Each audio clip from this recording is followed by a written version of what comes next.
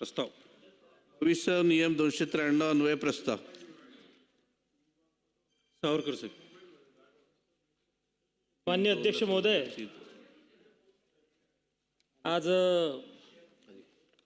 या पावसाच्या दुर्भिक्षामुळे या सगळ्या गोष्टीमुळे शेती हा प्रश्न अग्रगण्य स्वरूपात समोर आलेला आहे आणि म्हणून मी 293च्या अंतर्गत हा प्रस्ताव मांडतो.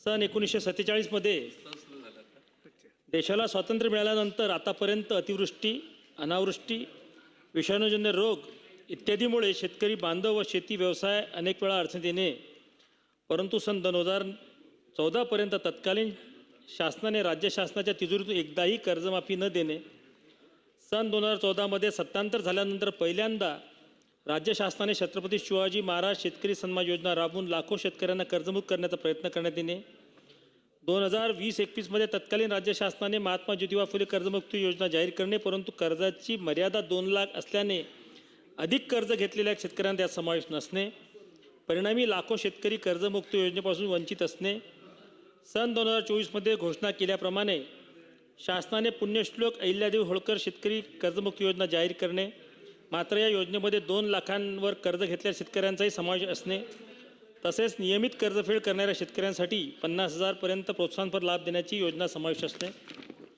यासोबतच आत्महत्याग्रस्त जिल्ह्यातील प्रमुख पीक असलेल्या कापसाच्या उत्पादन वाढीसाठी कापूस उत्पादकता मिशनची केंद्र शासनातर्फे स्थापन करणारे केंद्र, अल निनोच्या पार्श्वभूमीवर जलसंधारणाच्या कामांना गती देण्याचा निर्णय माननीय मुख्यमंत्र्यांनी एप्रिल 2026 मध्येच घेऊन व त्या संदर्भात बैठक घेऊन सर्व संबंधित अधिकाऱ्यांना सूचना देणे, त्या अनुषंगाने जलयुक्त शिवार टप्पा 2च्या माध्यमातून महाराष्ट्रातील सर्वच जिल्ह्यामध्ये जलसंधारणाची कामे मोठ्या प्रमाणात करण्यात येणे, भूगर्भातील पाण्याची पातळी वाढवण्यासाठी सर्वांचा सहभाग घेऊन लोक चळवळ उभी करण्याची आवश्यकता, राज्यात नमो शेतकरी महासन्मान योजना, कृषी समृद्धी योजना, महा DBT एकत्रित प्रणाली, महिला शेतकरी व गोपालांसाठी योजना, शेतीत फवारणी, पीक निरीक्षण, कीड नियंत्रण, जमिनीचे विश्लेषण इत्यादीसाठी ड्रोन व रोबोटिक्सचा वापर करण्यात येणे, हवामानातील अनियमितता, अवकाळी पाऊस, अतिवृष्टी इत्यादीचा सामना करता शेतकऱ्यांच्या जीवनातील स्थैर्य हरू नये याकरता नैसर्गिक आपत्ती, कीड व रोग इत्यादी बाबीपासून विमा संरक्षण देणे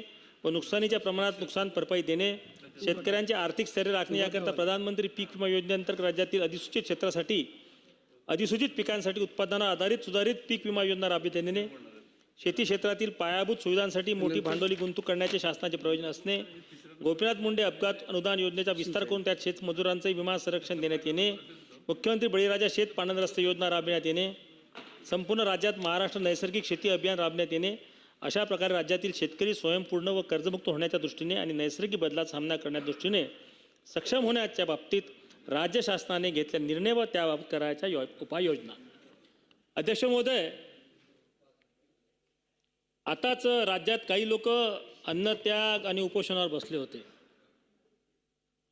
आणि माननीय देवेंद्रजी शिंदेसाहेब आणि पवार वहिनी यांच्या नेतृत्वात कर्जमाफी योजना जी जाहीर झाली त्याच्या चिंध्या फाळत बसले होते. आज जेव्हा शेतीवर हा प्रस्ताव येते तेव्हा त्यांची या बाबतीत किती उदासीनता आहे हे विरोधी बाकावर उपस्थितीवरून लक्षात येते आणि त्यामुळे नौटंक्या करणे हा एकमेव धंदा, नरेटिव्ह सेट करणे हा दुसरा धंदा आणि स्वतःला राष्ट्रीय किंवा राज्यस्तरीय नेतृत्व सक्षम करण्यासाठी त्या पक्षात लागलेली स्पर्धा हे दिसून येऊन राहिलं. परंतु अध्यक्ष महोदय, हे असताना आज कृषीचा प्रस्ताव येत असताना कृषी खात्यातील एकही अधिकारी इथं असू नये याच्यावर दुर्दैव कोणतंच असू शकत नाही आणि या बाबतीत आपण आता निर्देश द्यावे की ॲग्रिकल्चर सेक्रेटरी, डेप्टी सेक्रेटरी हे कुठं आहेत आणि या कृषीच्या प्रस्तावावर जवळपास 5-6 भाषण माझं आहे या 2 वर्षातलं. ते भाषण ऐकायला कोणी अधिकारी जर नसतील तर याच्या उपाययोजना कशा होतील. दोन्ही बाजूच्या सदस्यांची भावना लक्षात घेता आपण काही सभागृह तहकूब करणार नाही किंवा या मिस्टर इंडिया जे आहेत हे अधिकारी ॲग्रिकल्चर खात्यातले अदृश्य गॅलरी यांचा आपण काही समजतही नाही, परंतु अध्यक्ष म्हणून आपण रुलिंग देणार आहे की नाही या विषयातलं? बोला ना. रुलिंग काय आहे आपलं या विषयातलं? रुलिंग काय आहे? मंत्री महोदय बोलतील. मंत्री हां मंत्री प्रकारे मंत्री महोदय बोलतात. सावरकर साहेबांनी जे सूचना मांडली या बाबतीमध्ये नोंद घेतली जाईल. खरं तर आजची बैठक म्हणजे तुम्हाला सांगा हरकत नाही की आज खूप महत्त्वाची बैठक या राज्याचे मुख्यमंत्री उपमुख्यमंत्री यांनी केळीच्या संदर्भात घेतली होती. त्यामुळे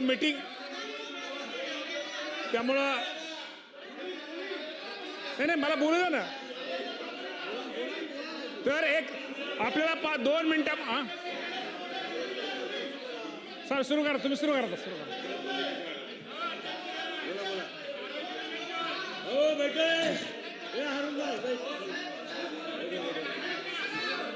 अध्यक्ष महोदय रुलिंग द्या ना. बोला ना. अरे तुमचं रुलिंग. बरं ठीक आहे.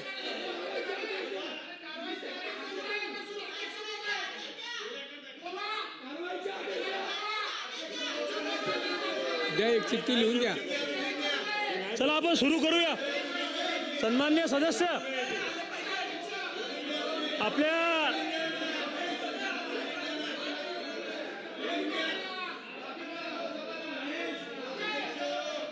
माझे 293च्या निमित्तानं सन्मान्य सदस्यांच्या भावना लक्षात घेता माझी त्यांना पण विनंती आहे की मंत्र्यापेक्षा अधिकाऱ्याला मोठं समजण्याची गरज नाही. मंत्री महोदय आले आहेत, आपण आपली चर्चा सुरू करूया.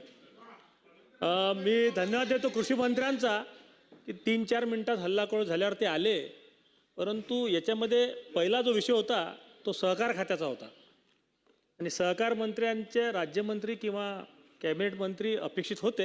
हरकत नाही, आता दादाजी आहेत, तुम्ही सर्व लोक आहात, पण ते बरोबर नाही आहे. आज युती सरकारच्या विरोधात मंत्री महोदय काही लोक अन्नत्याग आणि कोणचा त्याग करत स्टंटबाजी करून राहिले आणि त्यांच्याच पक्षाचे बरेच लोक गैरहजर आहेत. आत्मचिंतन त्यांनी करायचे.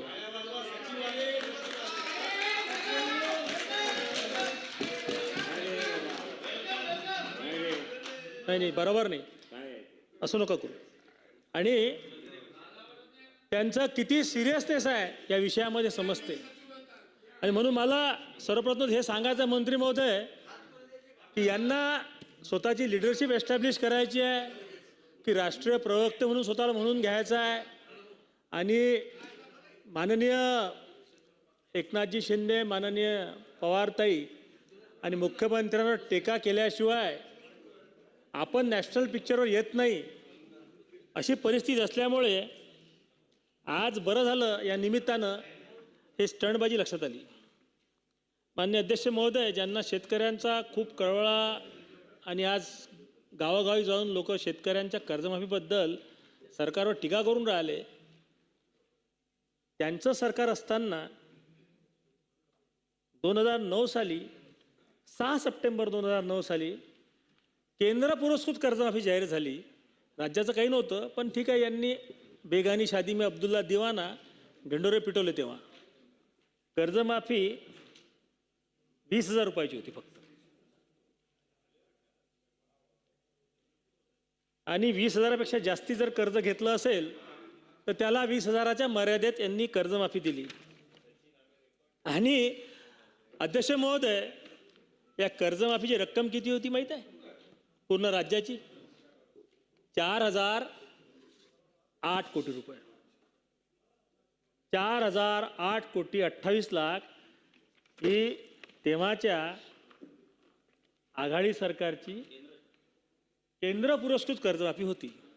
आणि हे आज माननीय देवेंद्रजीच्या कर्जमाफीवर बोलतात. मला वाटत नाही की इतकं म्हणजे ज्याला म्हणतात जनाची नाही तर मनाची थोडीशी ठेवली पाहिजे की आपण सत्तेत असताना 15 वर्ष काय केलं. ही कर्जमाफी. त्यानंतर दुसरी कर्जमाफी आली. छत्रपती शिवाजी महाराज शेतकरी सन्मान योजना 2017. माफी शब्द नाही वापरला. शेतकरी सन्मान योजना, देवेंद्रजी मुख्यमंत्री होते. 1,50,000 रुपये. इन्फ्लेशनचा रेट काढला ना 2009चा आणि 14चा 17चा, तर जास्तीत जास्त 20,000 40,000 रुपये होतील, ज्याला आपण कॉस्ट इंडेक्स म्हणतो. गुगलवर भेटते माहिती करून. आपण कर्जमाफी दिली 1.5 लाखाची. आणि तुम्हाला माहीत आहे याचं व्याप्ती जी होती, ही व्याप्ती 24,737 कोटी होती. त्यांनी यांच्या भाषणात, विरोधी पक्ष भाषणं होतील, उत्तर द्या यांनी की 4,000 कोटी कुठं, 24,737 कोटी कुठं. आणि शेतकरीची संख्या जर पाहिली आपण, तर ते 26,17,000 शेतकऱ्यांना आपण डायरेक्ट कर्जमाफी दिली. OTS जे आहे, एक वेळ समझोता योजना, त्याच्यात 7,21,000 शेतकऱ्यांना त्याचा फायदा मिळाला. आणि अध्यक्ष महोदय अजून एक सांगतो, प्रोत्साहनपर रक्कम जी दिली, प्रोत्साहनपर रक्कम, ती 17,22,000 लोकांना. असे मान्य अध्यक्ष महोदय, मी खरंच कौतुक करेल ज्यांच्यावर लोक टीका करतात, त्यांना शेती समजत नाही, देवेंद्रजींना. ते 7 पिढ्यांचे शेतकरी आहेत. आणि मूल जो तालुका आहे चंद्रपूर जिल्ह्यात, तिथले मूळचे रहिवासी आहेत, शेती करतात. आणि तुम्ही आम्ही कधी गाईचं दूध नसेल काढलं, त्यांनी काढलेलं आहे. पण असं आहे की जे स्वतः शेतकरी नेता ज्यांना म्हणवायचं असतं ना, ते ढिंडोरे फार पिटतात. आणि आम्ही शेतकरी आहो, आणि ते खरं करण्यासाठी दुसरे शेतकरी नाहीत हे दाखवायचा प्रयत्न करतात. मला असं वाटते की असा नेता ज्यानं 50,60,000 लोकांना 2017 साली फार रेटा नसताना ही कर्जमाफी दिली, ही खरं म्हणजे त्यांचं अभिनंदनही करतो, आभारी मानतो. 25,000 कोटी यांची 4,000 कोटीची. आणि मग आज जे आपल्यावर टीका होऊन राहिली, उद्धवजींच्या काळात मुख्यमंत्री असताना कर्जमाफी फार सरसकट दिली, आणि तुमच्या कर्जमाफीत खूप अटी शर्ती आहेत. आता असं आहे आजकाल, खोटं बोला आणि रेटून बोला, धंदा तर काही राहिला नाही. कुठं 237 आणि कुठं 48. तुम्हाला माहीत आहे का, 2009 साली कर्जमाफी आली 4,000 कोटीची. आम्ही दिली 25,000 कोटीची. आमच्यानंतर यांची आली. अपेक्षा अशी होती की यांची कर्जमाफी असेल बा 1,00,000 कोटीची. यांच्या कर्जमाफीमध्ये, आणि हा अजून एक महत्त्वाचा मुद्दा याच्यात राहून गेला. माननीय अध्यक्ष महोदय, संवेदनशीलता कशाला म्हणतात? पहिला जो निर्णय झाला होता छत्रपती शिवाजी महाराज शेतकरी सन्मान योजनेचा, त्याच्यात 2012 नंतरचे शेतकरी घेतले होते. परंतु कुठंही इगो न करता, कुठंही ज्याला म्हणतात आपला निर्णय 2 पावलं मागं घेताना कुठलाही अविर्भाव न ठेवता, जेव्हा लोकांची मागणी आली, सर्व अधिकाऱ्यांच्या सर्व जे शेरे असतात त्याला ओव्हररूल करून मान्य देवेंद्रजींनी ही जे कर्जमाफी दिली होती छत्रपती शिवाजी महाराज शेतकरी सन्मान योजना, याची व्याप्ती 1/4/2001 पासून तर 31/3/2016, म्हणजे 15 वर्ष जुने शेतकरी, 15 वर्षापासून जे थकीत होते ते सर्व लोक यात घेतले. याला म्हणतात संवेदनशीलता, याला म्हणतात लोकप्रतिनिधी, याला म्हणतात जनतेचं राज्य. आता यांनी आणली बजाव रे बजाव. 2019 साली डिसेंबर महिन्यात GR काढला, 27/12ला 2 लाखाची कर्जमाफी केली. माझ्या भावांनो बहिणींनो, या सभागृहाच्या माध्यमातून पूर्ण महाराष्ट्राला सांगू इच्छितो की यांच्या कर्जमाफीमध्ये दीर्घ मुदतीचं, मध्यम मुदतीचं अन्युटीस स्कीमच नव्हती. लाखो शेतकरी त्यापासून बाद झाले. फक्त जे थकीत होते तेवढे घेतले आणि OTS लागूच नाही केलं. प्रोत्साहनपर घोषणा केली 50,000ची, दिले नाहीत, दिले नाहीत. रेकॉर्डवर घ्या आणि काही कोणाला खोटं वाटत असेल ना तर आमचं म्हणणं खोळून काढा. तुम्हाला तुम्ही जेव्हा बोलाल तेव्हा आम्ही आमच्यापैकी कोणी टोकणार नाही. बिलकुल दिले नाहीत. माननीय एकनाथजी शिंदे मुख्यमंत्री झाले, देवेंद्रजीने फायनान्स खातं घेतलं 22 साली आणि जुलै 2022 साली आपण निर्णय घेतला जो यांच्या GR मध्ये नव्हता. पाहिजे असेल तर GRच्या कॉप्या पाठवून देतो सर्व सन्मान्य सदस्यांना. 5,250 कोटीचं प्रोत्साहनपर योजनेचा GR आपण काढला 22 साली आणि निधीचं पूर्ण वितरण केलं. आणि या महात्मा ज्योतिरावजी फुले शेतकरी कर्जमुक्ती योजनेमध्ये OTS लागू नव्हतं. मध्यम मुदतीचं कर्ज माझ्या भावांनो बहिणींनो या सभागृहाच्या माध्यमातून मी आपल्याला सांगू इच्छितो की आपण पीक कर्ज देतो ते 1 वर्षापर्यंत असेल. 1 वर्ष ते 7 वर्ष आपण मध्यम मुदतीचं कर्ज समजतो, जे आपण ट्रॅक्टर, थ्रेशर, ठिंबक सिंचन बाकी साठी घेतो. आणि 7 वर्षाच्या वरती असेल तर ते दीर्घ मुदतीचं कर्ज समजले जाते. हे कुठलंही कर्ज पीक कर्ज सोडून या शेतकरी सन्मान योजनेमध्ये नव्हतं. आणि तुम्हाला सांगतो मी 2017 साली ज्या गोष्टीचे भाव असतील त्याचे भाव 2020 साली वाढायला पाहिजे ना. प्रत्येक गोष्टच वाढली. आम्ही 4,000 कोटीवरून 25,000 कोटीवर कर्जमाफी नेली. यांच्या कर्जमाफीमध्ये ज्यांचं जे उदो करून राहिले उद्धवजीच्या काळात त्यांच्या काळात खूप झालं. या कर्जमाफीची रक्कम 20,500 कोटी 47 लाखच होती. आमच्या कर्जमाफीपेक्षा कमी. आणि त्याच्यातले जे 5,000 कोटी होते उर्वरित 5,249 कोटी त्याचा GR आपल्या सरकारनं काढला. आणि म्हणून माननीय अध्यक्ष महोदय या सभागृहाच्या चर्चेच्या निमित्तानं महाराष्ट्राच्या तमाम 13 कोटी जनतेला काही गोष्टीचा संभ्रम दूर करणं आवश्यक होतं. आणि म्हणून हे जे तुलनात्मक आकडे हे सादर करायचे आम्हाला कुठलाही उद्देश नव्हता. तुमची कर्जमाफी आमची कर्जमाफी तुम्ही किती केलं आम्ही किती केलं हे काहीच आवश्यकता नाही हे बोलायची. खरं म्हणजे तुम्ही आम्ही शेतकऱ्यांच्या जीवनात किती समाधान आणू शकलो, त्याचं जीवनमान उंचावण्यासाठी काय प्रयत्न करू शकलो याच्यावर चर्चा व्हायला पाहिजे. स्पर्धात्मक चर्चा व्हायला नको.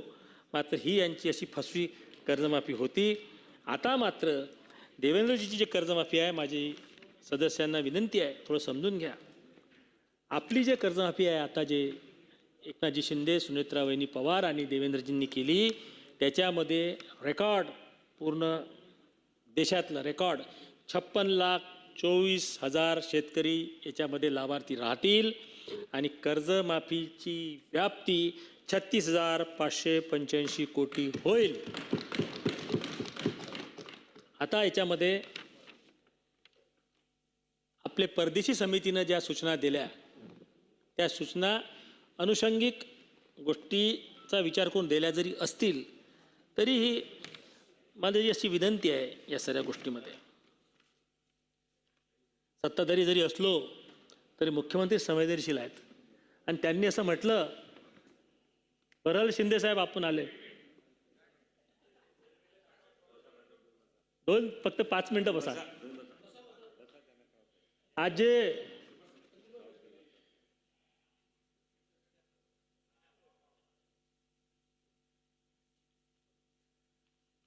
मी सांगत होतो शिंदे साहेब तुम्ही यायच्या आधी की बेगानी शादी में अब्दुल्ला दिवाना 2019 साली GR काढून ज्यांनी कर्ज माफीचे घोषणा केल्या त्याच्यामध्ये प्रोत्साहनपर योजनेचा म्हणजे फॅक्टर्स इन्क्लूड नव्हता. आणि म्हणून मी आता आपलं नाव घेऊन सांगितलं की आपण मुख्यमंत्री असताना पहिला जर कोणता निर्णय घेतला असेल माननीय मुख्यमंत्री शिंदे साहेबांनी त्यावेळेस तत्कालीन तो 5,249 कोटी रुपयाचं 5,249 कोटीचा जुलै 2022 साली GR काढला. त्याचे आभार याही विधानसभेच्या चर्चेनिमित्त मी व्यक्त करतो. आणि आताची जे कर्जमाफी होऊन राहिली त्या कर्जमाफीमध्ये एक फक्त जर करता आलं माननीय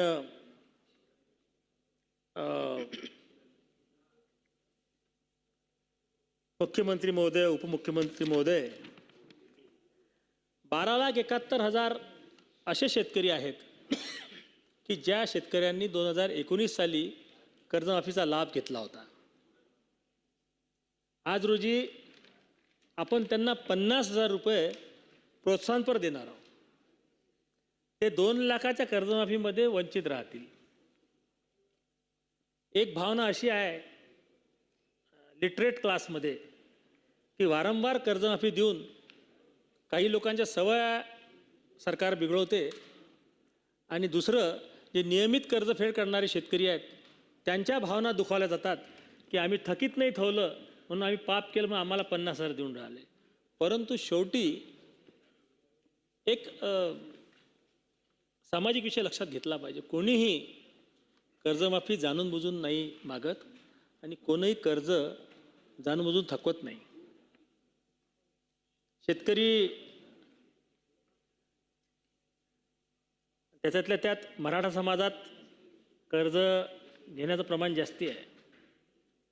काही प्रमाणात एक आजोबापासून जी मानसिकता असते आपली मोठेपणाची, त्या मोठेपणापायी समाज ज्या नजरेनं आपल्याकडे पाहतोय त्याच नजरेनं माणसाला कपडे घालावं लागतात. तुमची एंगेजमेंट असेल संजीव भाऊ की लग्न असेल तुमच्या खिशात आहे की नाही सर्व करावं लागते. 13वी असेल तरी 2000 पाहुण्याला बोलावं लागते. आणि म्हणून हा शेतकरी हात वरती करू शकत नाही. हा शेतकरी हे माणसाला माहीतच नाही. कुटुंबातील आणि सरकारच्या अपेक्षा जेव्हा हा पूर्ण करत नाही तेव्हा हा शेतकरी आत्महत्येचा मार्ग स्वीकारतो. आत्महत्या करणं हे चांगलं लक्षण नसलं तरी खूप हिंमत लागते. आज दवाखान्यात 85 वर्षाच्या म्हाताऱ्यांना आम्ही भेटायला जातो तर तेही म्हणतात माननीय जिरवाड साहेब की एखादी इंजेक्शन लावणं म्हणतात सुई जमतेच म्हणते आपली तब्येत. 85-90 वर्षाचा माणूस म्हणते की मला जगायचं आहे. इतकं सोपे आहे काय जीव देणं? हा जीव का देते? तोचा अपमान घरी येणारे पैसे मागायला येणारे लोक हा अपमान तो सहन करू शकत नाही आणि म्हणून तो आत्महत्येचा मार्ग स्वीकारते. याच्यावर उपाय करायचा असेल तर माननीय उपमुख्यमंत्री शिंदेसाहेब इथं बसलेले आहेत. मुख्यमंत्र्यांना माझी विनंती आहे की हे 12,71,000 जे शेतकरी याच्यापासून वंचित राहिले, जे 50,000च प्रोत्साहनपर त्यांना रक्कम मिळणार आहे. माझी विनंती आहे त्यांना 2 लाख असं मी म्हणणार नाही, पण माननीय उपमुख्यमंत्र्यांना आणि मुख्यमंत्र्यांना मी विनंती आहे की 2 लाख नाही आणि 50,000 नाही, मधातला मार्ग काढा ना. याच्यात काहीतरी मधातला मार्ग काढा, द्या ना 1 लाख रुपये.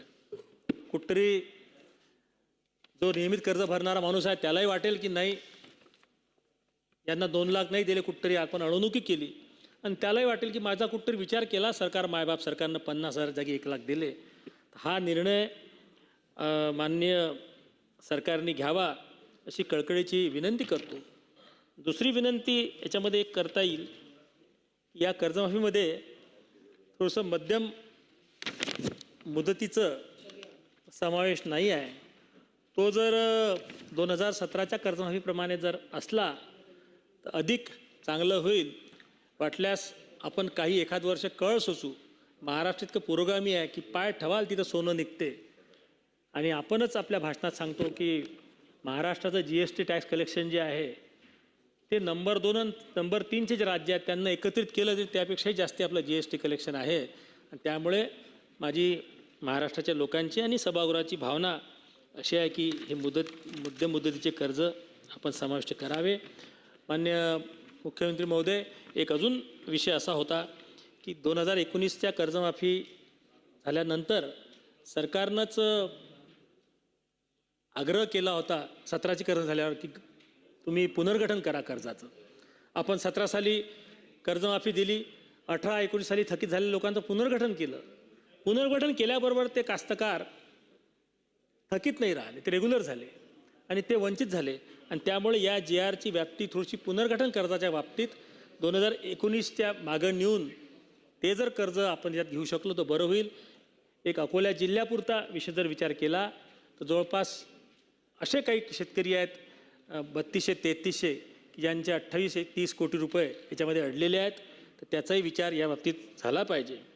आणि याच अनुषंगानं सहकार खात्याचे विषय असल्यामुळे आपण काही शासकीय अधिकारी सरकारनं निर्णय घेतल्यानंतर त्याची अंमलबजावणी करत नाही, त्याचा खूप मोठा परिणाम माननीय मुख्यमंत्री महोदय आपल्याला भोगावा लागते. शिंदेसाहेब, आपल्याला माहीत आहे CCIची रेकॉर्ड खरेदी यावर्षी झाली. 24 मार्चपर्यंत CCIनं खरेदी केली आणि जिल्हा बँकेंनी सांगितलं की 31 मार्चच्या तुम्हाला कर्ज भरावं लागेल, नाही तर तुम्हाला व्याज लागेल. आणि म्हणून डिस्ट्रेस सेलिंग जे आहे ते यावर्षी झालं आणि एप्रिल आणि मे महिन्यात कापूस 8,000वरून 10,000वर गेला, सोयाबीन 5,000वरून 7,500वर गेलं. आपल्या सरकारनं 2016 साली आणि नंतर एक सहकार विभागानं परिपत्रक काढलं होतं की 31 मार्च ही पीक कर्ज भरण्याची शेवट तारीख नाही आहे, ती 30 जून किंवा 365 दिवस विचेवर इज अर्लियर ही तारीख आहे. ते सर्क्युलर पद्धतशीररित्या कोऑपरेटिव्ह कमिशनरच्या ऑफिसमध्ये दाबल्या गेलं. ते सर्क्युलर जर आपलं पोचलं असतं आणि त्याची अंमलबजावणी आमच्या अकोला जिल्हा बँकेसारखी बाकी जिल्हा बँकेंनी केली असती, 31 मार्चला जबरदस्तीनं लोकांनी जो माल विकला तो विकला नसता, त्यांना एप्रिल मे महिना उजाडला असता आणि मग 5,000चा सोयाबीन 7,500 विकल्या गेलं असतं, 8,000चा कापूस 10,000 विकल्या गेला असता. आणि हे दरवर्षी परिस्थिती उद्भवते. माननीय उपमुख्यमंत्री महोदय, दरवर्षी मार्च महिन्यात सर्व व्यापाऱ्यांना आपल्या कॅश क्रेडिट लिमिट आणि ओव्हरड्राफ्ट क्लिअर करायचे असतात. म्हणून 31 मार्चच्या दरम्यान माल विकत घेण्याची प्रवृत्ती त्यांची नसते. घेतला तर तो कमी पैशात घेतला जाते. आणि म्हणून आज रोजी माननीय मंत्री महोदय, आपल्या उत्तरात हा निर्णय घेण्यात यावा की ज्या जिल्हा बँका किंवा ज्या राष्ट्रीयकृत बँका 31 मार्चला कर्जमाफीचा तकादा लावतील त्यांच्यावर कारवाई करण्यात येईल. कर्जमाफीची तारीख ही 30 जून किंवा 365 दिवस हे असली पाहिजे. माननीय अध्यक्ष महोदय, या प्रस्तावाच्या निमित्तानं कर्जमाफी हा एक भाग झाला शेतकऱ्यांना दिलासा देण्याचा. अनेक गोष्टी अशा आहेत की ज्याच्यामध्ये सरकारचं कौतुक करावं तेवढं कमी आहे. माननीय अध्यक्ष महोदय, मी ग्रामीण भागात राहणारा माणूस आहे. जो शेतकरी आहे, त्याच्याकडे जमीन आहे, त्याला सर्पदंश अपघात होतात आणि मग शेतात काम करणाऱ्या मजुराला अपघात होत नाहीत असं नाही आहे. परंतु आपल्या सरकारचं अभिनंदनही करतो, कौतुक करतो, आभारी मानतो की त्यांनी गोपीनाथ मुंडे अपघात विमा योजनेमध्ये एक मोठा मूलभूत फरक केला आणि शेतकऱ्याच्या हिताचा निर्णय घेतला. जो मागच्या पिढीत झिरवाळ साहेब शेतकरी होता, तो या पिढीमध्ये भूमिहीन झालेला आहे. आणि खरं म्हणजे हा शेतमजूरच जास्ती अडचणीत येतो. आणि म्हणून अपघात विमा योजनेमध्ये बदल करून आता शेतकऱ्याच्या व्यतिरिक्त शेतमजूर जो आहे तोही गोपीनाथ मुंडे अपघात विमा योजनेमध्ये आपण समाविष्ट केला. आणि 2 लाखापर्यंतचा अपघात जर झाला तर 2 लाखापर्यंतची मदत त्याला करण्यात येईल असाही एक निर्णय सरकारने घेतला. त्याबद्दल मी सरकारचे आभार मानतो. या ठिकाणी प्रवीणजी परदेशी यांच्या समितीनं काही शिफारसी सरकारला केलेल्या आहेत. जनतेला बऱ्याच गोष्टी माहीत नसतात, आमदारांनाही माहीत नसतात.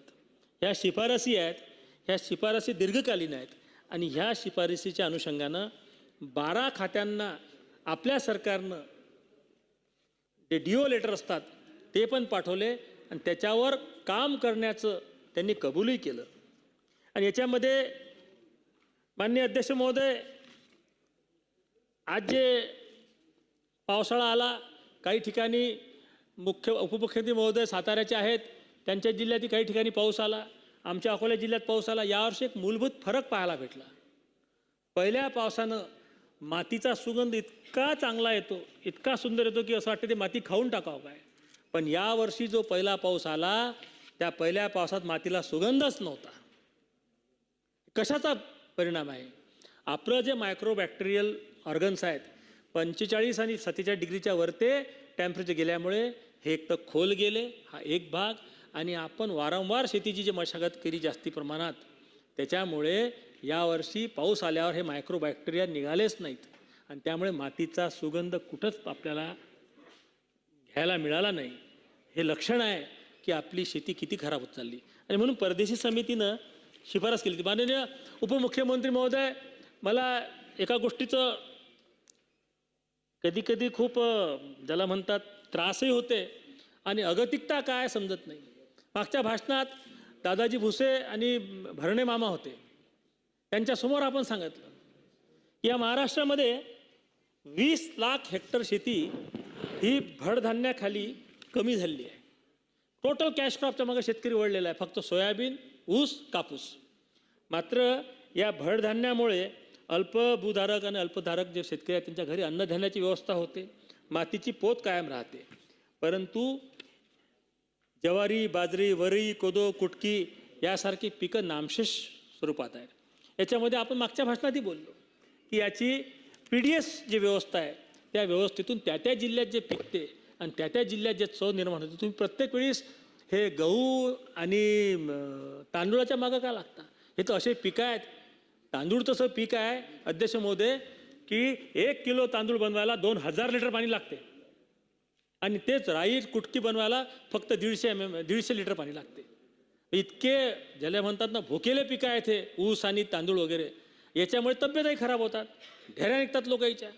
याच्या जागी त्या जिल्ह्यात असणारे जे पारंपरिक भडधान्य आहे ते जर सार्वजनिक वितरण व्यवहारातून विकल्या गेले आणि सरकारनं त्याची विकत घेण्याची हमी दिली तर कुठेतरी याच्यावर खूप मोठं काम होईल. पण याच्यावर माननीय CM साहेबांनी स्पष्ट रिमार्क दिल्यावर तत्कालीन कृषी सचिव यांनी कुठलीही कारवाई केली नाही. पत्र आलं, ठेवून घेतलं.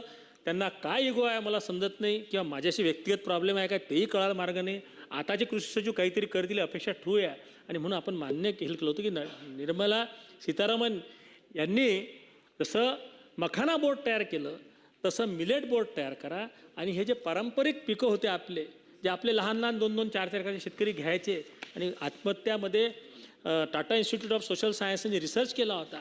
शेतकरी आत्महत्या होण्यामागं सगळ्यात मोठं कारण होतं की शेतकऱ्या खेळात पैसा असते पण खायला अन्न नसते. हे जर लहान लहान पिकं घेतल्या गेले माननीय अध्यक्ष महोदय तर शेतकऱ्याच्या घरी कमीत कमी खायची व्यवस्था राहील. आणि म्हणून ही पीक पद्धतीमध्ये आपल्याला जावं लागेल आणि त्याच्यासाठी मिलेट बोर्डची स्थापना करण्याची मागणी तेव्हा आपण केली होती. त्या मागणीचा कृषी खातं कुठतरी सकारात्मक विचार करेल अशी आपल्या माध्यमातून माननीय अध्यक्ष महोदय मी विनंती करतो. आपण या सर्व बदलाचा आणि cropping pattern, monoculture cropping pattern याचा सर्व विचार करून म्हणजे खारपान पट्टा जो होता विदर्भातला त्याचे 932 गावं आणि पूर्ण 4000 गावांच्या बाबतीत आपण एक निर्णय घेतला. नानाजी देशमुख कृषी संजीवनी प्रकल्पाची स्थापना झाली. माननीय देवेंद्रजी आणि त्यानंतर एकनाथजी शिंदे मुख्यमंत्री झाले. उद्धवजी मुख्यमंत्री झाल्यावर पहिलं काम त्यांनी केलं असेल तर त्या नानाजी देशमुखच्या समितीतून मला वगळून टाकलं. मुख्यमंत्री झाल्यावर एकनाथ शिंदे साहेबांनी 2 निर्णय घेतले. 5000 कोटी शेतकऱ्यांना दिले प्रोत्साहनपर योजनेचे. जुलै 2022चा पहिला निर्णय आहे. त्यांनी घोषणा केली, यांनी अंमलबजावणी केली आणि मलाही त्या कमिटीत घेतलं. नंतर मला सहअध्यक्ष केल्या गेलं आणि आता काही गोष्टी बोलल्या पाहिजे की सभागृहात समजत नाही. मुख्यमंत्र्यांची सही करताना भास्करराव जाधव 2 दिवस लागले. एकनाथजी शिंदे यांनी 3 तासात सही केली. अजितदादांनी 4 तासात सही केली. मात्र हा प्रस्ताव कृषी खात्यानं त्यांच्यापर्यंत पोहोचण्यासाठी मला जॉईंट चेअरमन करण्याचा डिसेंबर 2025ला झालेला निर्णय अंमलबजावणी करायला आणि यांच्यापर्यंत फाईल पोचायला 1 वर्ष लावलं.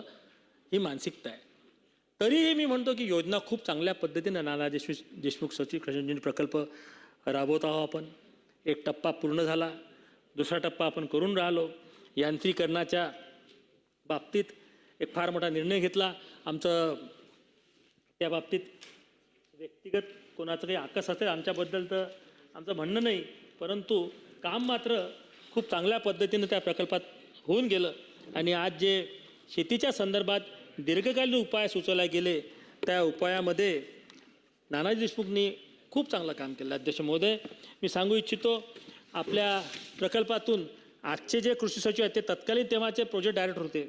त्यांच्या कार्यकाळात 36,329 कृषी अवजार वाटले गेले.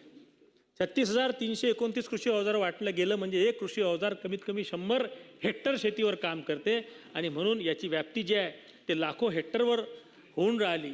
आणि आपल्याला माहीत आहे की आजकाल शेती अवजारं आणि हे जे इम्प्लिमेंट्स आले याची किंमत इतकी जास्ती झालेली आहे की व्यक्तिगत शेतकरी हे घेऊ शकत नाही.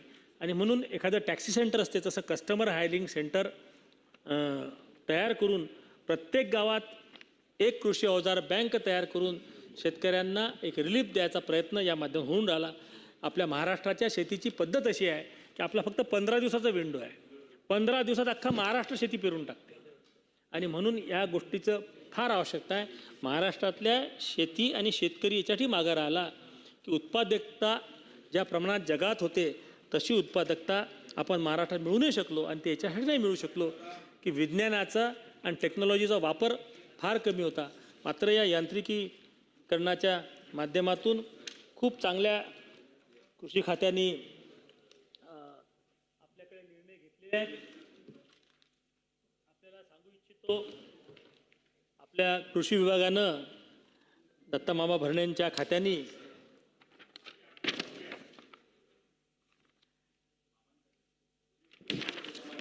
$4,364 कोटीचं इन्व्हेस्टमेंट प्लॅन केलेलं आहे. 1,57,454 लोकांना 1,091 कोटीचं वाटप या माध्यमातून झालेलं आहे. विरोधी पक्षांना पाहिजे असेल त्याचे आकडेही त्यांना मिळू शकतील. आणि जवळपास यावर्षी 4,000 कोटीचं वाटपाचं त्यांचं प्लॅनिंग आहे.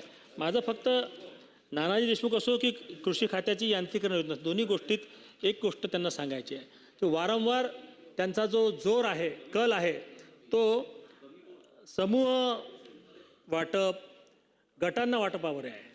परंतु जमिनीवरची परिस्थिती अशी आहे की आपल्या ह्या इथं 2 भावायचं पटत नाही आणि तुम्ही म्हणता गटाला वाटप करा. आता आपल्याला कागदोपत्री ते गट दिसतात, पण खरं परिस्थिती आहे ग्रामीण भागातली की तो गट खरं म्हणजे एकच माणूस चालवते. बाकी 10 लोक हे डमी असतात. डमी नसले तर ते घरचेच असतात, घरचे नसले तर ते आपसातले असतात.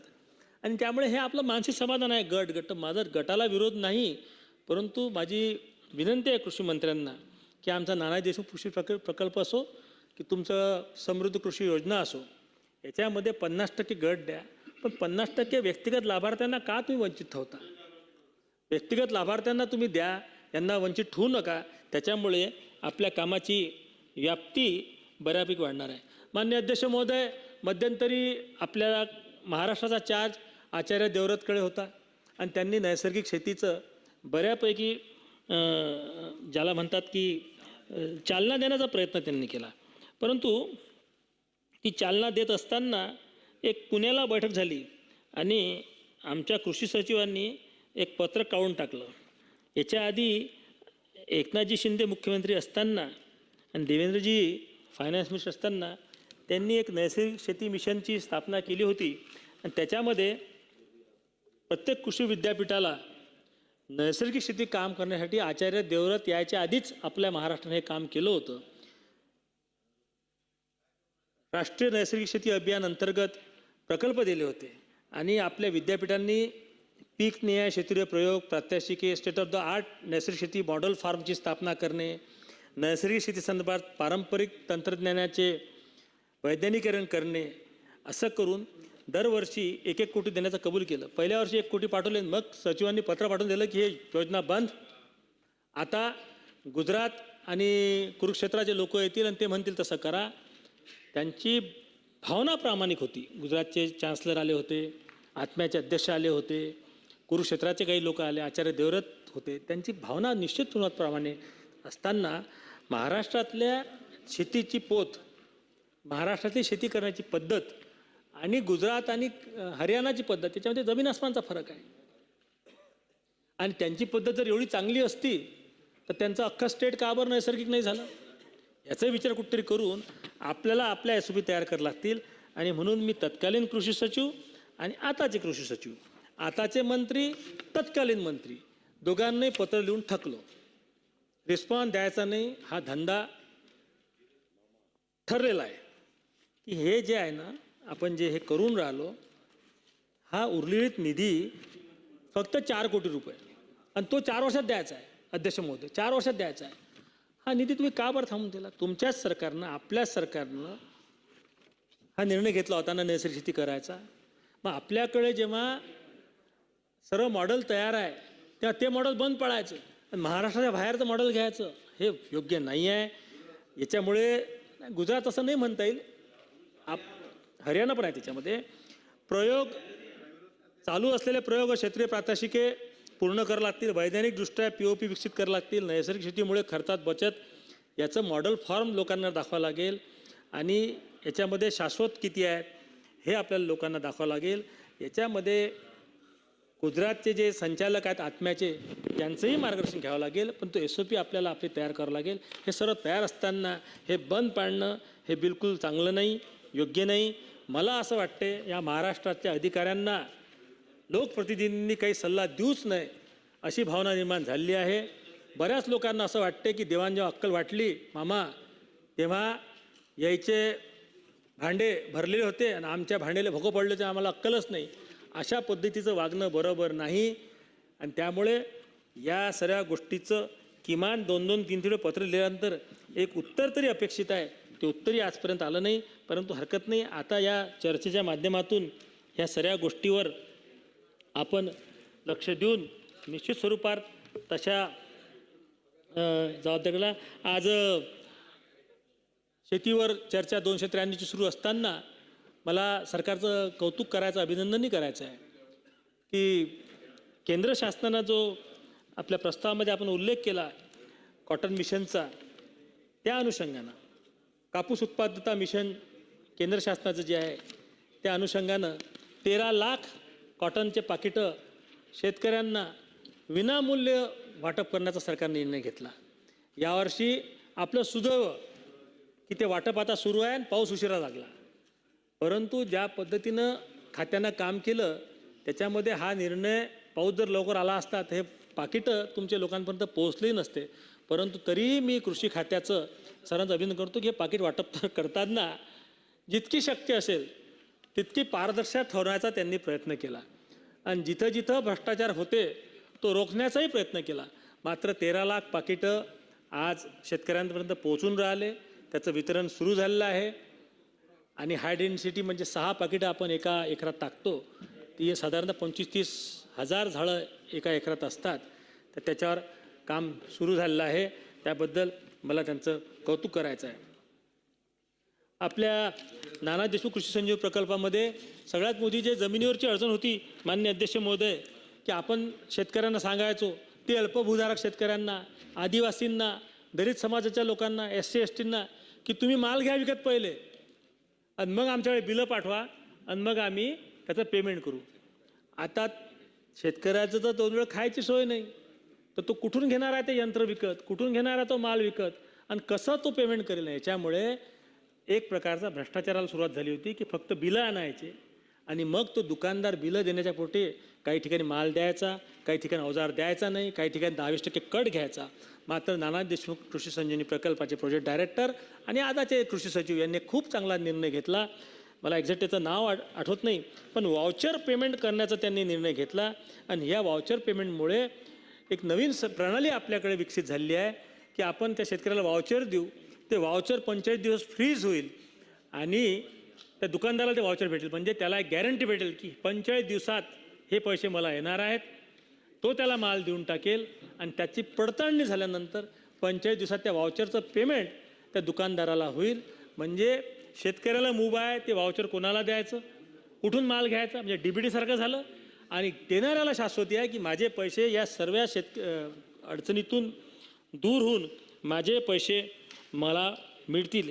अशा प्रकारचं जे योजना आहेत अशा योजना होऊन आल्या. माझ्या भावांनो बहिणींनो, आपल्याकडे महाविस्तार नावाचं एक सॉफ्टवेअर कृषी खात्यानं आणि नाना देशमुख कृषी संजीवनी प्रकल्पानं तयार केलं. अडचण एकच आहे, एक्सटेन्शन ॲक्टिव्हिटीज ज्या आहेत महाराष्ट्रामध्ये त्या ज्याप्रमाणे व्हायला पाहिजे त्या प्रमाणात होत नाहीत. आता लोकांचा आजही विश्वास हा ॲग्रिकल्चर युनिव्हर्सिटीचे जे सायंटिस्ट आहेत ते जे बोलतील, ते जे सांगतील त्यावर खूप विश्वास आहे. परंतु त्यांना पॅरलल एक व्यवस्था आपण कोणत्या वेगवेगळ्या संस्था स्थापन झाल्या मागच्या 15-20 वर्षात आणि ट्रेनिंग, त्या वनामती वगैरे ह्या त्या अशा काही संस्था आहेत आणि त्या ट्रेनिंग देतात. आता त्याच्या ट्रेनिंग प्रोग्राममध्ये आमच्या विद्यापीठाचे सायंटिस्टच जातात. आणि म्हणून महाराष्ट्रात जे कृषी खातेदार आहेत किंवा शेतकरी आहेत त्यांची संख्या 1,71,00,000 आणि महाविस्तार हा 40 लाख लोकांपर्यंत पोहोचला. माझी कळकळीची विनंती आहे, या 293च्या निमित्तानं सर्व आमदार बंधू आहेत आणि महाराष्ट्राच्या तमाम जनतेला, महाराष्ट्रात नव्हे देशात 73 कोटी लोक स्मार्टफोन वापरतात आणि म्हणून फार कमी शेतकरी असे असतील 10-15% की ज्यांच्याकडे स्मार्टफोन नाही आहेत. कृषी सचिवांना आपण निर्देश दिले, तलाठी, ग्रामसेवक, कृषी सचिव, वनपाल यांना सर्वांना निर्देश दिले, तर महाविस्तार ॲप जसं ॲग्रिस्टॅक ॲप आहे तसं प्रत्येक शेतकऱ्यानं डाउनलोड केलं. तर माझ्या भावानं बहिणीनं कधी ती वापरून पहा. आपण पुढच्या 8 दिवसानं नाना देशमुखचं एक प्रशिक्षण शिबिर सर्व आमदारांचं मुख्यमंत्र्यांच्या अध्यक्षतेखाली घेणार आहोत. ते महाविस्तार ॲपमध्ये इतक्या चांगल्या चांगल्या गोष्टी आहेत की त्याच्यामध्ये तुम्ही नाव टाकल्याबरोबर तुमच्या शेतीची धारणा किती आहे ॲग्रिस्टेकच्या माध्यमातून ते माहीत पडते. आणि आता नवीन फीचर आपण टाकून राहिलो की तुम्ही फोटो काढा तुमच्या कपाशीचा, तो फोटो अपलोड झाल्याबरोबर तुम्हाला ते महाविस्तार ॲप सांगेल की याच्यावर बाबा बोंडअळी आली आणि याच्यावर तुम्ही सायपरमेथ्रिन मारा किंवा रोगर मारा, जे काही असेल अशा सूचना या महाविस्तार ॲपच्या माध्यमातून भेटतील. या महाविस्तार ॲपमध्ये सॉईल कार्डही आपण टाकून राहिलो. जर तुमची जमिनीची म्हणजे वैज्ञानिक चाचणी झाली असेल तर त्या जमिनीत पोटॅश किती आहे, फॉस्फरस किती आहे, नायट्रोजन किती आहे याची माहिती यातून भेटेल. आणि त्याच्यातून प्रत्येकाचं शेत वेगळं असते, प्रत्येकाचा भूवर्ग वेगळा असते, तेही काम होईल. आणि ऑर्गॅनिक कार्बन कंटेंट जे आहे ते शेतीतलं वाढलं पाहिजे, याच्याबद्दल आम्ही खूप आग्रही होतो. या बाबतीत पशुसंवर्धन खात्याने एक चांगला GR काढला. 11 लाख रुपये काहीतरी शेतकऱ्यांना याचा बिझनेस करण्यासाठी ते देणार आहेत. पुढच्या काळामध्ये आपल्याला नैसर्गिक शेतीकडे जायचं असेल तर मात्र देशी गाईचं संगोपन आणि संवर्धन करणं आवश्यक आहे. माझ्या भावानं बहिणींना आता अशी परिस्थिती आहे की वरचं फक्त 6 इंच किंवा 1 फुटाचा थर आपला चांगला राहिलेला आहे. आपण त्याच्याकडे लक्ष दिलं नाही तर पुढच्या 100 वर्षात आपण वाळवंटाकडे वाटचाल करू. आणि अशा किती कर्जमाफीच्या योजना आणल्या तर या तात्पुरत्या स्वरूपात होतील. कर्जमाफी व्हायलाच पाहिजे, त्याच्याबद्दल कोणाचंच काही म्हणणं नाही. पण दीर्घकालीन उपाय जर करायचे असतील तर या महाराष्ट्रात आपल्या जमिनीची पोत सुधारणे आणि पोत सुधारायची असेल तर ऑर्गॅनिक कार्बन कंटेंट वाढला पाहिजे. ऑर्गॅनिक कार्बन कंटेंट वाढवायचा असेल तर आपल्याला कुठतरी नैसर्गिक शेतीकडे जावं लागेल. दुसरीकडे आपल्या पशुधन जे आहे त्याची वाढ करावं लागेल. पशुधन जर वाढत असेल तर पशुखाद्य वाढावं लागेल. आज माझी स्वतःची डेअरी होती जी बंद करावं लागली. आमचे मोठे भाऊची तब्येत खराब झाली ती डेअरी पाहून पाहून. परिस्थिती अशी आहे की तुमच्या गायीन म्हशी तुम्ही लोकांच्या शेतात जर चरायला नेल्या तरच परवडते. तुम्ही स्वतःच्या पैशानं जर गायीन म्हशीला चारा देत असाल तर ती डेअरी घाट्यात जाते. आणि म्हणून एक खूप चांगला निर्णय केंद्र शासनानं घेतला. ज्वारीचा हमी भाव हा 4,000 रुपये केला. आणि या ज्वारीला जर आपण झटका मशीनचं अनुदान देऊन जर ज्वारी वाचवू शकलो तर मात्र 20-20, 25-25 क्विंटल ज्वारी होते. 40-70-80 हजाराचं ते पीक होते. आणि ह्या जो पशुखाद्य आहे म्हणजे कळबा ज्याला आपण म्हणतो कुटी, हा कळबा तुम्हाला मिळेल. आणि त्याच्यातून कुठतरी पशुसंवर्धनाकडे लोक वळतील. लोकांनी काही गाई म्हशी किंवा बैल असे बंद नाही केले, ते माणसापेक्षा जास्ती महाग झाले होते त्याचं चारा पाणी करणं. आणि म्हणून लोकांना सोडावं लागलं. परंतु परत आपण भरड धान्याकडे, मिलेट्सकडे, ज्वारी उत्पादनाकडे जर वळलो तर मात्र कायमस्वरूपी शेतकऱ्यांना एक प्रकारचा दिलासा देत असताना आर्थिक मदत करणं हा एक भाग झाला. पण तो होते काय, महाराष्ट्रामध्ये आपण आर्थिक मदत करतो ते उजळात दिसते. आम्ही इतके रुपयाची कर्जमाफी केली, कितके रुपयाची केली, पण तो शेतकऱ्याच्या खिशातून जे पैसे उरवले जातात ना त्याच्यावर चिंतन होत नाही. माझ्या भावांबहिणीनं यावर्षी तेच झालं. आपण 2,000 रुपये शेतकऱ्याच्या खिशातून काढून घेतले, कारण कापूस 8,000 रुपये तर नंतर 10,000 आला. आपण सोयाबीन 7,500 भाव झाला. पण एक कर्ज 31 मार्चला भरल्या गेलं पाहिजे. यावेळेस जर सहकार खात्यानं कडक निर्णय घेतला असता आणि जिल्हा बँकेला निर्देशित केले असते तर ही वेळ आली नसती. असे पैसे जे हिरावले जातात याच्यामध्ये कुठतरी आपल्याला लक्ष घालणं आवश्यक आहे. आणि म्हणून या प्रस्तावाच्या निमित्तानं मला एवढंच सांगायचं आहे की लोकप्रतिनिधी जेव्हा काही सल्ला देतात तेव्हा त्या पॉझिटिव्ह सकारात्मक दृष्टिकोनातून मंत्री महोदयांनी तर घेतलेल्या आहेत. आणि त्यांनी प्रत्येक वेळेस आपण दिलेल्या सल्ल्याचं ज्याला म्हणतात अनुपालन करण्याचाही प्रयत्न केला आहे. अधिकारी वर्गामध्ये प्रचंड प्रमाणात उदासीनता आहे. अडचण काय, काही समजायला मार्ग नाही. मात्र आमच्या कुठल्याच पत्राचं उत्तर न येणं हे काही चांगलं लक्षण नाही. मुख्यमंत्र्यांचा रिमार्क होता, मी अशी सल्ला दिली होती की Maharashtra Council of Agriculture Education and Research ही संस्था 4 विद्यापीठांचं भलं करण्यासाठी निर्माण झाली आहे. आज काय होऊन राहिलं या संस्थेत? पनिशमेंटवर आय एस ऑफिसर त्याची नेमणूक ते केल्यासारखं त्याला वाटते. त्या संस्थेत 8-10 लोक आहेत, तेही आमचे विद्यापीठ पोहोचतात आणि 3 लाखाच्या वरती विद्यापीठाचे बिलं जे आहेत तेवढे फक्त आमच्याकडे पाठवा. ते सँक्शनिंग ऑथॉरिटी आमची आहे, याच्या कळीकडे MCR काही करत नाही. आणि म्हणून माझी विनंती आहे, हा थोडासा राजकीय दृष्ट्या चुकीचं जे ठरलं कृषी मंत्री महोदय, त्याच्यावरही मुख्यमंत्र्यांचा रिमार्क आहे की याच्यावर विचार करावा. कधी विचार आपल्या खात्यानं केला नाही. हे MCR अबॉलिश करून टाका ना. ह्या शिखर संस्था पाहिजे कशाला? आमचे 4 विद्यापीठं आहेत, 4ही विद्यापीठाची जमीन आणि 4ही विद्यापीठाची मानसिकता आणि त्याचा भूगर्भ हा वेगळा आहे. त्यामुळे त्यांच्यासाठी सारखे निर्णय कसे होतील आणि आपल्या फायद्याचे निर्णय कसे करतात? आमचं पंजाबराव देशमुख कृषी विद्यापीठ आहे विदर्भाचं, आज तुम्ही आकृतीबंध मंजूर केला. त्यावेळेसचे नालायक अधिकारी जे होते आमच्या विद्यापीठाचे होते नालायक, सरकारने निर्देश दिले की तुम्ही तुमच्या असलेल्या पदसंख्येमध्ये 25% कपात करून पाठवा. यांनी 25% कपात करून पाठवून दिलं. याही विचार केला नाही, मंत्रालयातल्या लोकांनी विचार केला नाही. आज राहुरी कृषी विद्यापीठ आणि कोकण कृषी विद्यापीठामध्ये अध्यक्ष महोदय 2.5 हेक्टर मागे एक मजूर आहे क्लास 4चा आणि आमच्या पंजाबराव देशमुख कृषी विद्यापीठामध्ये जिराईत भागामध्ये 10 हेक्टर मागे एक मजूर आहे. मग हा आकृतीबंध तुमचा राहुरी कृषी विद्यापीठाचा हा आमच्या अकोल्याला कसा लागू होऊ शकते? हे कॉमन प्लॅटफॉर्मवर कसे खेळतील? आज 10 हेक्टर मागे एक मजूर, अरे 1 एकर एका मजूर होत नाही शेती करणं, हे काय पद्धत आहे? 25 एकरामागे एक मजूर, हे तुमचं आकृतीबंध आहे. आणि तुम्ही म्हणता विद्यापीठाच्या जमीन पडीत कशा राहतात? अशाच राहतात. विद्यापीठं हे काही नफा कमावण्याचे साधनं नाही आहेत. आणि त्यामुळे माझी कृषी मंत्र्यांना आणि कृषी सचिवांना विनंती आहे, या विषयावर मंत्री महोदय बैठक घ्या, बोलावा व्हाईस चान्सलरला, विचारा तुम्ही असं कसं. हे आता बोलायला बसलो तर खूप काही गोष्टी आहेत. पंजाबराव देशमुख कृषी विद्यापीठामध्ये 100 एकर जमीन ज्या शेतकऱ्यांना दान दिली होती त्याच्या नातावर कृषी विद्यापीठातच कॉन्ट्रॅक्च्युअल नोकरी करण्याची वेळ आली. परंतु शासन निर्णयाप्रमाणे त्याला आम्ही प्रकल्पग्रस्त म्हणून समजत नाही. हाही निर्णय घ्यावा लागेल की ज्यांनी 100 एकर जमीन या कृषी विद्यापीठांना दान दिली, दान एक पैसाही न घेता, त्यांच्या नातावर कॉन्ट्रॅक्च्युअल नोकरीची वेळ आली. नोकरीसाठी मी प्रयत्न केले, दुर्दैव सांगतो म्हणजे व्यथा सांगतो शेतकऱ्याची, तिथं मेडिकल करावं लागते आणि त्याला इंजेक्शनची भीती वाटत होती. हरीश भोरतकर गावांडे त्याचं नाव होतं. इंजेक्शन घ्यायला गेला, हार्ट अटॅक आला, तो वारला. त्याच्या मिसेसला 10,000 नोकरी द्या म्हणून मला भिकाऱ्यासारख्या पंजाबराव देशमुख कृषी विद्यापीठाच्या अधिकाऱ्यांनी आणि चान्सलरने फिरवलं, व्हाईस चान्सलरने.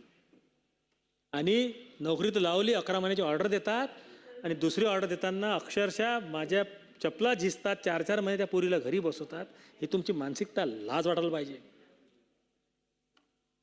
आता बोलायला बसलो तर हा व्यक्तिगत विषय सभागृहात काढू नये, पण ही व्यथा. आणि तुम्ही म्हणता आता लोकांचा दान धर्माचा स्वभाव बदलला. काय लोक दान धर्म करतील? ज्यानं केले त्याचे काय हाल केले आपण. आणि त्यामुळे या ठरावाच्या अनुषंगानंच माननीय मंत्री महोदय आपण संवेदनशील आहात. त्या भागात आलेला तिथं दुष्काळी आहे, थोडा विचार करा ना याच्यामध्ये. ज्यांनी ज्यांनी कृषी विद्यापीठाला ठराविक एकराच्या वरती जमिना दान दिल्या असतील त्यांना प्रकल्प असून समजा ना. ज्या आबानं 100 एकर दान केली कृषी विद्यापीठ जमीन, 5 कोटी रुपये एकराची जमीन, त्याच्या नातावर विद्यापीठातच नोकरी करायची वेळ येते आणि त्याच्यासाठी आमच्या अकोल्यातल्या सर्व आमदारांना भांडावं लागते, तरी तुमचे अधिकारी शांतपणा शिकवतात. हे बरोबर नाही आहे. याच्यामध्येही कुठतरी आपण निश्चित स्वरूपात निर्णय घ्याल ही अपेक्षा व्यक्त करतो. या कर्जमाफीच्या निमित्तानं सरकारचं पुनश्च एकदा कौतुक करतो, अभिनंदनही करतो. आणि कृत्रिम बुद्धिमत्ता या विषयावर आपण स्वतंत्र चर्चा उपस्थित करू, त्याच्यामध्ये आपण तोही मुद्दा घेण्याचा प्रयत्न करू. मात्र एवढं मात्र निश्चित की 2 विषयाचं अतिशय कौतुक आपल्या ॲग्रिकल्चर खात्याचं आपण केलं पाहिजे. एक म्हणजे जे वारंवार शेतकऱ्यांची फसवणूक व्हायची बियाण्याच्या बाबतीत, त्याच्यामध्ये कृषी खात्यानं साथी नावाचं पोर्टल पूर्ण भारतात आहे, पण ते चालू करण्याचं एक खूप मोठं काम महाराष्ट्रामध्ये सुरू झालं. पहिल्या वर्षी सर्टिफाईड बियाणं आपण म्हणजे ब्रीडर त्याच्यावर घेतलं, दुसऱ्या वर्षी सर्टिफाईड घेतलं.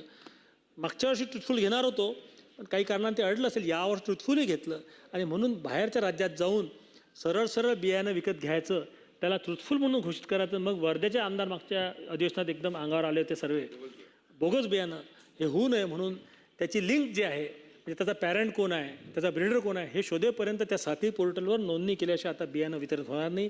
हा एक चांगला निर्णय झाला. दुसरा एक चांगला निर्णय झाला होता की आता या नैसर्गिक शेती, पावसात पडणारा खंड, याच्यावर उपाय म्हणजे BBFद्वारे पेरणी केली तर बरं होईल. परंतु आपण एक निर्णय घेतला होता त्यावेळेस की कृषी यांत्रिकरणामध्ये ट्रॅक्टर वाटप करत असताना BBF कंपल्सरी केलं होतं. नंतर ते अनिवार्यता कृषी खात्याने तेव्हा काढून टाकली. माझी विनंती आहे कृषी मंत्र्यांना की भाऊ, काही गोष्टी जबरदस्तीनं शेतकऱ्यांकडून करून घ्यावं लागतील. शेतकऱ्याकडे पैसे नसतात, तो बिचारा टाळते काही गोष्टी करणं. जोपर्यंत तुम्ही BBF यंत्र वापरत नाही तोपर्यंत तुम्हाला त्याचे फायदे समजत नाहीत आणि ते यंत्र महाग आहे. आणि म्हणून यांत्रिकरण करत असताना आपण ट्रॅक्टरसोबत BBF यंत्र हे अनिवार्य करा. हे अनिवार्य केल्याशिवाय इलाज नाही. एक चांगला निर्णय आपण घेतला. मागं खताच्या बाबतीत खूप झुंपड झाली होती, मात्र कृषी खात्याने निर्णय घेतला की आता आमच्या जिल्हाधिकाऱ्यांनी की आम्ही खतं पाहिजे असेल तर 7/12 देऊ असं म्हटल्याबरोबर गर्दीच कमी झाली. ग्रामीण भागात काय होते, काही लोक रात्री घरी जातात 8-9 वाजता तालुक्या ठिकाणून किंवा मार्केटमधून जातात, 2-4 पोते युरियाचे घेऊन जातात त्या आधार कार्डवर आणि 100 रुपये अन्न विकतात. आता वास्तविक पाहता पश्चिम विदर्भातली जे पीक पद्धती आहे त्याच्यामध्ये युरियाची आता गरजच नाही घ्यायची. 45 दिवसानंतर आपण युरिया टाकणार बऱ्याचशा पिकांना. परंतु हे जे डिस्ट्रेस पर्चेसिंग आहे त्याच्यामध्ये हा जो 7/12 अनिवार्य केल्यामुळे बऱ्यापैकी आपण त्याच्यामध्ये रोकथाम करू शकलो, तर त्याच्याबद्दलही सरकारचं कौतुक करतो. आज रोजी या कर्जमाफीच्या विषयामध्ये मला असं वाटते की ही जी कर्जमाफी आहे, महाराष्ट्र न भूतो न भविष्य अशी 36,000 कोटीची कर्जमाफी सरकारनं जाहीर केली आहे. आणि या प्रस्तावाच्या निमित्तानं सरकारचं अभिनंदन केलंच पाहिजे. निवडणुकीचा काळ नसताना पूर्ण महाराष्ट्राच्या लोकांना अध्यक्षमध्ये आपल्या माध्यमातून सांगतो, आता कुठलीच निवडणूक नाही आहे, कुठलाही राजकीय फायदा आम्हाला घ्यायचा नाही आहे. हे सर्व नसताना शेतकऱ्यांची एकंदरीत आर्थिक स्थिती पाहता सरकारनं राजकीय फायद्याचा विचार न करता 36,000 कोटीची कर्जमाफी जाहीर केली. याच्यामध्ये 2 बदल मी सुचवले. आपल्या या अदृश्य गॅलरीच्या माध्यमातून हे लोक तिथपर्यंत पोहोचवतील. एक तर मध्यम मुदतीचं कर्ज जे होतं त्याला समाविष्ट करावं. 2017 नंतर ज्यांचं पुनर्गठन झालेलं कर्ज होतं ते कर्ज याच्यात सामील करावं. अशा 2 सूचना मी या ठिकाणी करतो. आपलं सरकारचं मनापासून कौतुक करतो आणि अधिकारी विशेषतः विशिष्ट खात्याचे यांनी आम्हाला दुश्मन न समजता आम्हाला कॉम्प्लिमेंटरी समजावं. आमच्या सल्ला ज्या आहेत त्या इम्प्लिमेंट करण्यामध्ये कमीत कमी ऐकून तर घ्या, आमचं समाधान होईल. तेवढं तर एक मानसिक समाधान आम्हाला मिळू दे की आमचं ऐकून तर घ्या. आम्ही मुख्यमंत्र्याचा रिमार्क दिल्यानंतर तर त्याच्यावर उत्तर येत नसेल तर हे खूप वाईट गोष्ट आहे. आणि याचं एक ज्वलंत उदाहरण म्हणजे कृषी मंत्री महोदय, आपण मला नाना देशमुखची नियुक्ती करताना 3 तासात केली, मुख्यमंत्र्यांनी 2 तासात केली, शिंदेसाहेब अजितदादांनी ती फाईल 5-5 तासात क्लिअर केली. मात्र डिसेंबर 2024ला जो निर्णय मुख्यमंत्र्यांनी घेतला त्या निर्णयाचा GR निघायला 12 डिसेंबर 2025 उजाडलं. हे योग्य आहे काय? आणि 12 डिसेंबर 2025 उजाडल्यानंतर आता कारवाई नाही. 12 डिसेंबर 2025मध्ये GR निघाल्यानंतर तत्कालीन कृषी सचिवांचं काय होतं मला माहीत नाही. आतापर्यंत तिथं एक खुर्ची सतरंजी पण नाही आहे. तर हे काय अगतिकता आहे? याचा कुठतरी अभ्यास आपण करावा. मात्र एवढं निश्चित आहे की या 70-75 वर्षाच्या देशाच्या निर्मितीमध्ये आणि 65 वर्षाच्या महाराष्ट्र निर्मितीमध्ये जितकी मदत आणि जितक्या चांगल्या गोष्टी या 3-4 वर्षात कृषी खात्यानं केल्या त्या कधी झाल्या नाहीत. एकच आहे की एक्सटेन्शन ॲक्टिव्हिटीज आणि प्रचार प्रसारामध्ये कुठतरी आपण हे केलं पाहिजे. विरोधी पक्षांना माझी एकच विनंती आहे की असे खाली बसून अन्नत्याग फन्नत्याग केल्यापेक्षा तुमच्याकडे 15 वर्ष सत्ता असताना तुम्ही काय दिवे लावले आणि तुमची 4,000 कोटीची कर्जमाफी जे केंद्र पुरस्कृत होती त्याच्यापेक्षा माननीय देवेंद्रजींची 36,000 कोटीची कर्जमाफी काय वाईट आहे याचा कुठतरी अभ्यास करून आपण जर जनतेत गेला तर थोडीफार परिस्थिती तुमची सुधरेल, नाही त्याच्यापेक्षाही जास्ती परिस्थिती वाईट व्हायची शक्यता नाकारता येत नाही. एवढं बोलतो, थांबतो. जय हिंद, जय महाराष्ट्र.